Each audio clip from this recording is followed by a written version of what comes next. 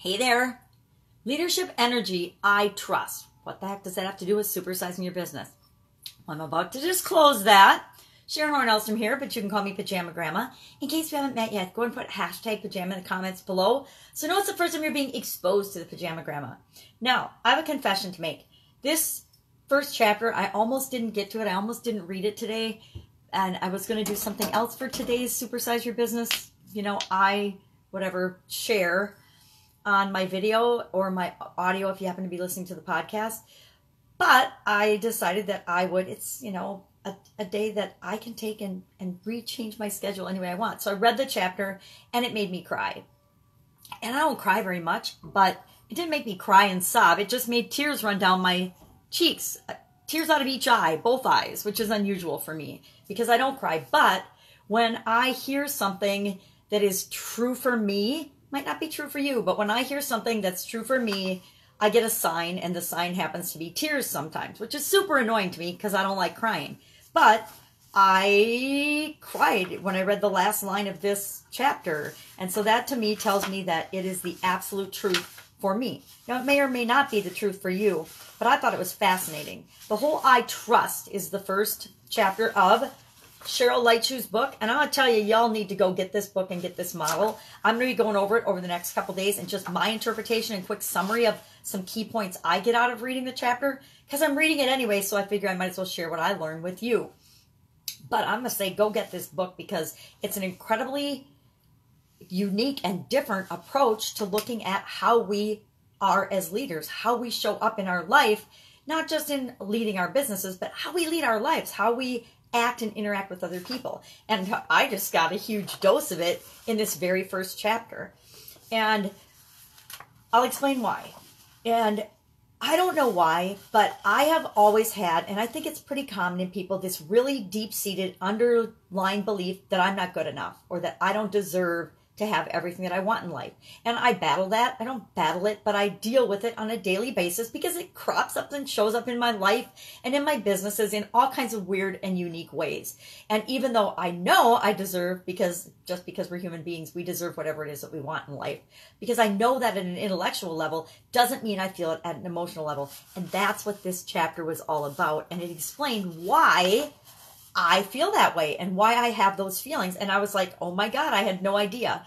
And what surprised me the most about it is that these feelings and these biological energies get seated in our body and in our being at a very young age, like before we're born up to 6 months. So that's before we have any language or any way of understanding or communicating things, yet we tell ourselves in language and words that we're not good enough, we're scared, we're nervous, we're worried. Are we capable? Are we competent? Can we do this? This is a new thing. I've never done it before. Will I be able to pull it off? We have all this negative self-talk, and it all stems from feelings that we had based on before we were born up to 6 months old. Now, I don't know about you, but I don't remember anything up to 6 months old.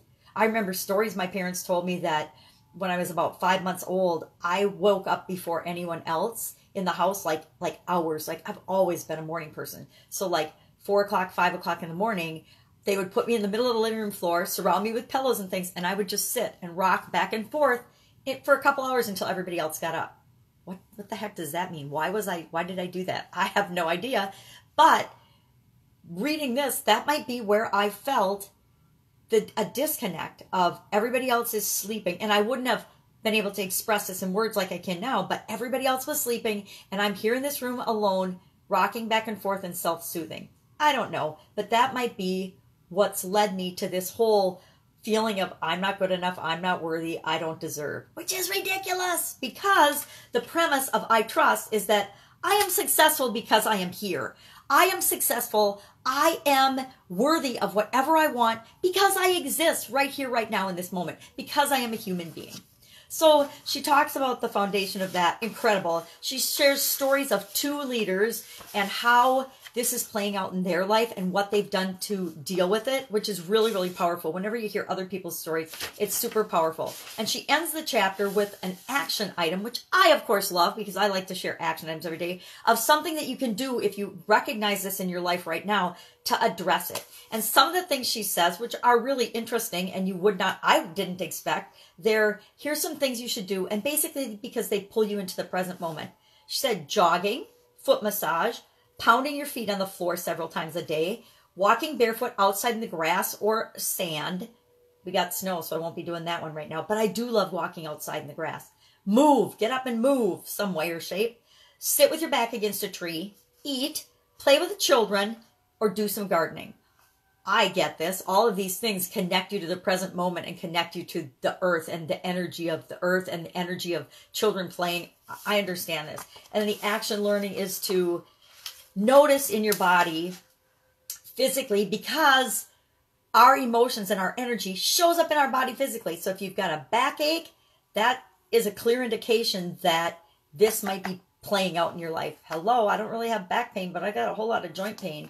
So what she says to do is notice when you're feeling fear or negative energy, which is usually fear. Where's it showing up in your body? Mine's usually in my stomach. I get a gut ache, or like right below my heart, I get a twinge that hurts. And then I get this thing in my back.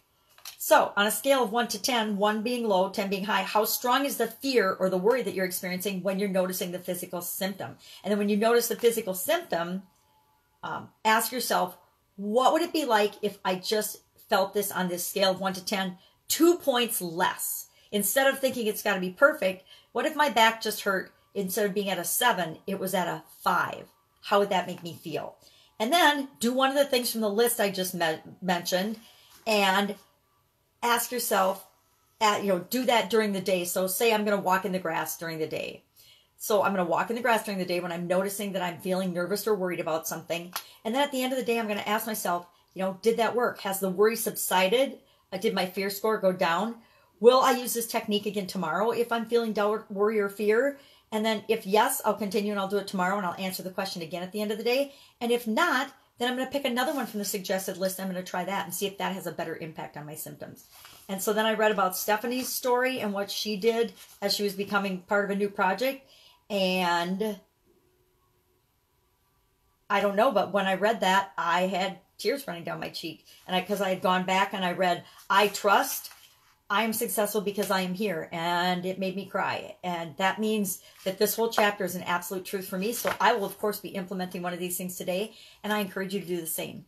That's it. I'll see you tomorrow with I Connect, because that is the next step in the leadership energy model, the leadership bioenergy, how you add bioenergy to your leadership style.